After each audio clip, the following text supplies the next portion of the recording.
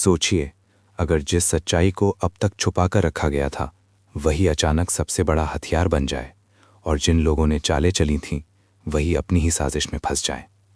कहानी अब ऐसे ही एक ज़बरदस्त मोड़ पर पहुंच चुकी है जहां शक, साजिश और सच्चाई की टक्कर अपने चरम पर दिखाई देने वाली है। देव के मन में अब कोई छोटा मोटा शक नहीं बल्कि एक पक्का यकीन बन चुका है कि अविनाश के आसपास जो हालात लगातार बिगड़ते जा रहे हैं वो किसी इत्तेफाक का हिस्सा नहीं है। जिस तरह से एक एक कदम सोच समझ कर रखा जा रहा है, जिस तरीके से मानसिक दबाव बनाया जा रहा है और जिस पैटर्न में हालात को मोड़ा जा रहा है वो किसी आम इंसान का दिमाग नहीं हो सकता। देव अब साफ तौर पर समझ चुका है कि इसके पीछे करिश्मा और उसके साथ करणवीर की खतरनाक प्लानिंग काम कर रही है, क्योंकि ऐसी शातिर सोच, ऐसा माइंड गेम और इतनी गहरी साजिश रचने की काबिलियत सिर्फ इन्हीं दोनों में है। इसी एहसास के साथ देव ये फैसला करता है कि अब वो सिर्फ अंदाजों और शक के सहारे बैठने वाला नहीं है बल्कि सच्चाई तक खुद पहुंचने वाला है।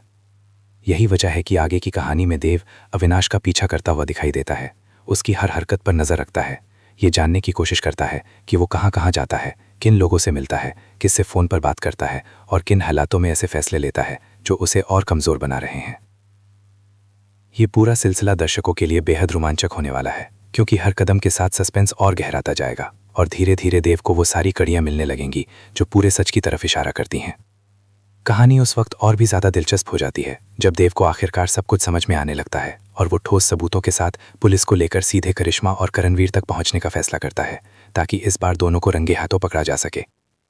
लेकिन ये खेल इतना सीधा नहीं है, क्योंकि इससे पहले ही करिश्मा एक बहुत बड़ा कांड कर चुकी होती है। अपनी चालाकी और पैसे के दम पर करिश्मा चंद्रिका को जेल से बेल दिलवाकर बाहर निकलवा लेती है और ऊपर से उस पर एहसान जताकर उसे नीचा दिखाने की कोशिश करती है ताकि उसे यह एहसास दिलाया जा सके कि वो करिश्मा के बिना कुछ भी नहीं कर सकती।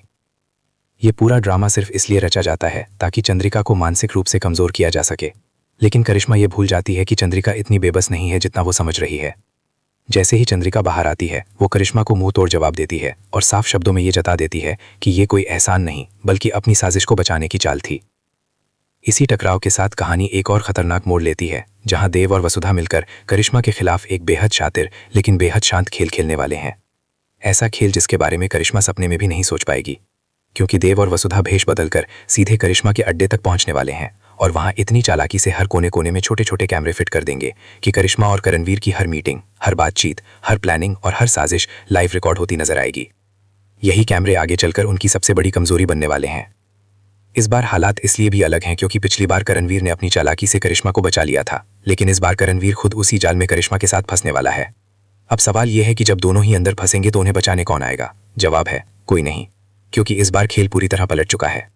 दूसरी तरफ देव और वसुधा की जोड़ी अब पहले से कहीं ज्यादा मजबूत बनकर सामने आएगी, क्योंकि देव को यह समझ में आ चुका है कि वसुधा अब तक जो कुछ कर रही थी उसके पीछे उसकी मजबूरी और सच्चाई थी। भले ही अभी वसुधा ने आधा सच ही बताया हो, लेकिन बहुत जल्द बाकी सच्चाई भी सामने आने वाली है।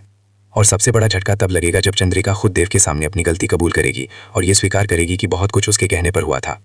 यही वो पल होगा जब रिश्तों के सारे समीकरण बदल जाएंगे और कहानी एक बिल्कुल नई दिशा में आगे बढ़ेगी। अगर आप जानना चाहते हैं कि ये खतरनाक खेल आखिर खत्म कैसे होगा तो वीडियो को शुरू से लेकर अंत तक जरूर देखिए, और अगर आपने अभी तक चैनल को सब्सक्राइब नहीं किया है तो अभी कर लीजिए,